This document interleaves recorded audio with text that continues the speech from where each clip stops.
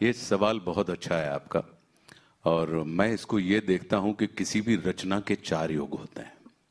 हम चूंकि creative field में हैं और सिनेमा जो है वो रचनात्मकता का एक चरमोत्कर्ष है।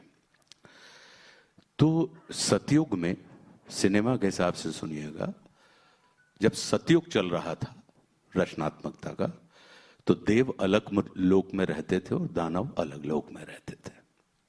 उसके बाद युग बदला तो त्रेता युग आया, देव और दानव दोनों एक ही लोक में रहने लगे।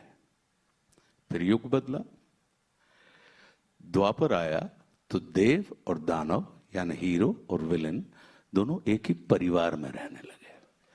और अब कलयुग आया, जिस युग में इस समय हम और आप चल रहे हैं, तो देव और दानव दोनों एक ही व्यक्ति में रह रहे हैं। तो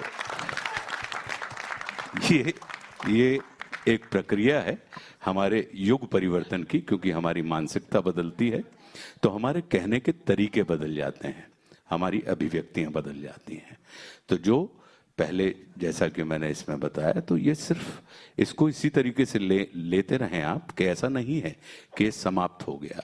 ये बिल्कुल सर्कल में हम और आप घूम रहे हैं।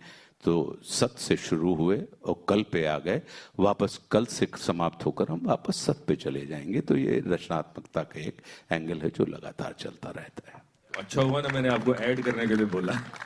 आखिरी चीज में एक और चीज पूछने वाला था, वो ये कि आप मध्य प्रदेश से आते हैं और आपकी जो पत्नी है वो महाराष्ट्र से आती हैं जी। और महाराष्ट्र में माझे मुलगांची मातृभाषा मराठी आहे आणि माझी बायकोची मातृभाषा मराठी आहे। तो ये जो तुम्हें चिंता नको करा। इस रस्साकशी में आप घर में कैसे संभाल रहे हैं ये रस्साकशी? देखिए, मेरा अपना ये मानना है कि भाषा जो होती है वो संवाद का विषय होती है।